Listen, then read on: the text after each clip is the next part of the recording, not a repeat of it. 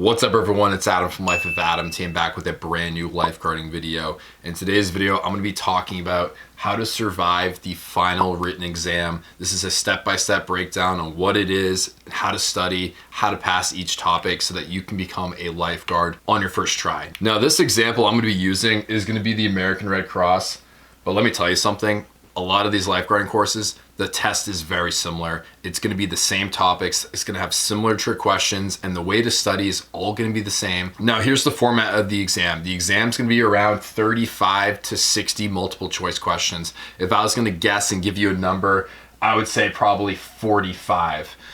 From my past experience, recertifications are like usually closer to 30, but for the full certification, expect anywhere from like 40 to 50 questions. And these multiple choice questions are all going to be on topics that are covered throughout the course. Everything that's on this exam is going to be stuff that's been covered mainly in person. Very rarely it's going to be like a trick question that you can only find in the textbook. A lot of this is going to be from the classroom and from the swimming portion of the course. Now the time limit is a similar deal. They'll say it's between 30 and 60 minutes on paper, but usually it comes down to the instructor. I remember my first time I took the lifeguarding course, I took a little bit longer. I would say I was closer to like 60, 65 minutes. So I was around like 1 minute, maybe a little bit less per question. But if you're someone who, like the average person, you'll probably finish in like 40 minutes. And if you want to review your work, maybe 45 minutes. So it comes down to the instructor. You'll have plenty of time, so don't rush. It's not a race. Now the topics that are going to be covered, and I'm actually going to like number these to show you the importance of what you got to study. The topics that are going to be covered are CPR and first aid. I would say CPR and first aid is like number 2. That was a bad 2, I would say right there. Number 2, the number 2 priority. Water rescues and emergency protocols, I would say is number 1. And then like general safety and like equipment, I would say is number 3. But these are all the main topics. I would say a lot of the questions come from like the water, pool, emergency rescues and skills and victims. And then like CPR, first aid, remembering symptoms and terminology. And then like general facility stuff is gonna be like your 3rd priority, but these are the topics that you're gonna be exposed to. So starting off with CPR and AED, the first thing you gotta know is you gotta know how to do CPR on a child, an infant, and adult. I just posted a video, I'll link it down below in the description. That's a great breakdown on how to pass the CPR portion of the lifeguarding course. So as long as you know how to do that for any type of victim, and this also includes rescue breathing and choking victims, and just knowing why you're doing certain things. And basically how you would know this victim is choking, how do you know that they're not breathing, how do you know that they don't have a pulse, which is pretty obvious, you check for pulse and breathing, but just understanding this is very important. Another thing that's very important in this section is the compressions to the ventilations. This is usually going to be 30 and 2, but it's going to be 15 and 2 for a child and an infant when there's 2 people doing CPR. So just know the compressions and ventilation ratios, and also the depth. It's going to be around 2 inches for an adult. I'll break this down in my other video, but it's going to be 2 inches for an adult, a little less for a child, and a little less for an infant because you don't want to break anyone's ribs. So these numbers, you're going to get questions on these, so make sure you pay attention. Now, another thing, I would say honestly, this is probably the most important thing to study in the entire test, up with like the water rescues and like the names of things, I would say is the signs and symptoms of medical conditions. Knowing when someone's overheating, knowing when someone's sugar balance is really high and they have like diabetes, knowing when someone is having a stroke. These are things that are in the textbook that have terminologies, but it's the signs and the symptoms. Like someone talking with a slurred speech and half their face is drooping and half their body can't move. That's like signs of a stroke. It would be someone who's like teeth are chattering and like they have goosebumps and they're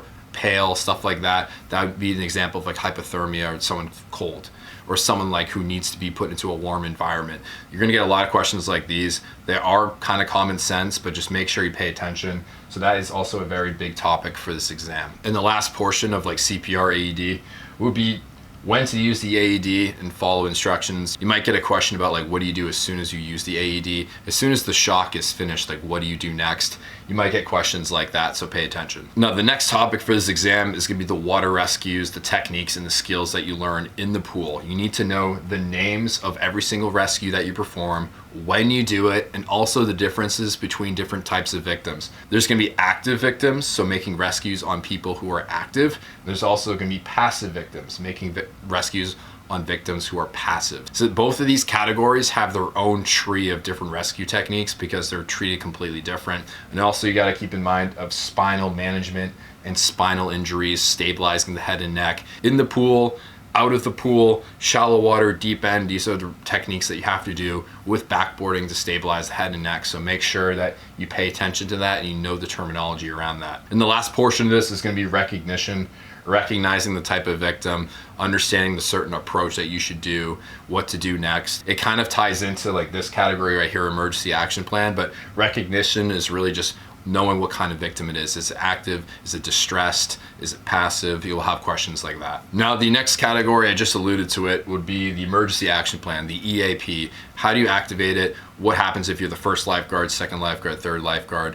What are the responsibilities and what are the communicators and the indicators for doing the emergency action plan? The core elements of the emergency action plan, you have to pay attention to and know. So the steps, the basic steps, who's coordinating it, how are the responses conducted, just general EAP knowledge. This is going to be pretty easy to find in the textbook, but just make sure you do a little double scan on this because you are going to get questions. Now, the last category I would say is like facility safety and surveillance. So how to scan the pool, kind of alludes to recognition, identifying hazards, what you should say, the right formatting, what rules are allowed, what equipment do you use. So this is like general pool safety. I would say this ties into kind of like job understanding, because when you're working as a lifeguard, a lot of the stuff that you have to know has to do with this category right here. So you do have to have some understanding. I would say like 15, maybe 20% of the exam is going to be in this category right here. So just make sure you study up on that so you can make the most of it. So those are the main topics of the final exam. Now I'm going to give you guys some of my tips on how I would study. So what I would do to study is to skim the chapters of the textbook. You don't need to read every single word. So I would skim the chapters and know the definitions, highlight the definitions, and write them down in your own words.